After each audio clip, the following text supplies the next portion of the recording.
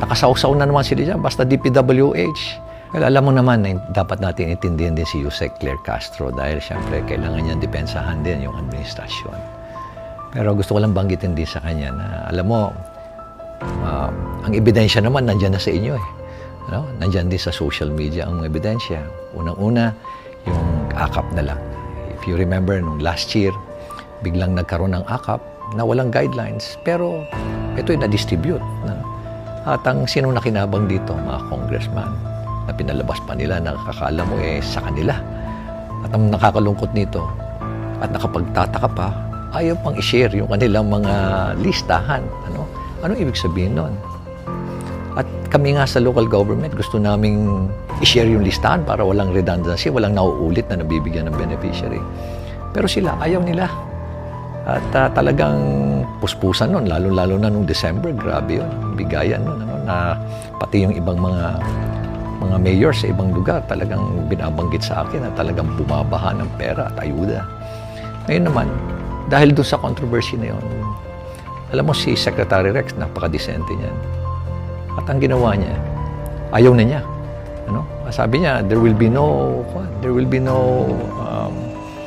AKAP for 2025 budget for the SWD.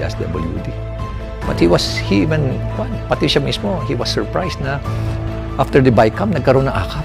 Hindi naman niya ni-request yan sa NEP. It's the President's budget. Kaya nagtataka lahat, biglang nagkaroon ng AKAP. Para kanino yung AKAP? Ngayon, tingnan mo, kung sinong gumagawa ngayon ng mga text messages na na-approvean na yung guidelines ng AKAP, ipapadala na namin dyan. Doon sa loob ng Congress. Makikita mo pa doon Good day, Kong, nakalagay pa doon So, ibig sabihin, sila na naman. Unang-una, ang trabaho nyo gumawa ng batas. Hindi mamigay ng ayuda. Hindi yung lagi na lang puro pagkakapirahan nandiyan kayo lagi. Nakasawsaw kayo yan basta pagkakapirahan. Okay, yung AKAP, nilagyan nila ng ilang 26 billion pesos. Hindi naman hinihingi. Binawasan nila yung agriculture, binawasan nila yung PhilHealth, o wala silang nilagay sa PhilHealth, by the way. Pati yung defense, binawasan nila. Pati yung pension, binawasan nila. Pati DSWD, tinanggalan nila ng 4-piece, mga 50 billion sa 4-piece nila.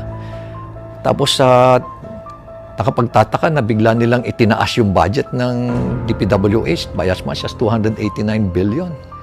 Ano ibig sabihin nun? Nilagyan nila ng AKAP, pero dinagdagan nila, bigla silang dinagdagan din nila yung kanilang DPWH budget. Ano ibig sabihin nun? Simple lang ho yan. Ibig sabihin, pagkakapirahan na naman yan. Yung mga project na yan, alam niyo, yung mga project na yan, nakasawsaw na naman sila dyan. Basta DPWH, 25%, 35%, 40% ang kinukuha ho nila dyan. Another is, ang nakakalungkot ho, sila pa ho yung contractor, kalimitan. Sila pa yung mga supplier. Kaya yung mga 40%, 35%, hindi pa ho yan. Meron pa hong dagdag yan kasi sa profit nila as contractor. Aabot pa huli yan na additional siguro 15 to 20%. As supplier, sabihin natin another 15%. Kanila na lang ho lahat. Ganyan ho katakaw ang ating mga babatas ho ngayon. Unang-una, sino ho ba? Tanungin ko sa inyo. Sino ho ba ang namimili ng mga district engineer at regional director ng DPWH? Diyan ho, malalaman nyo ho. Yan po yung mga ebidensya.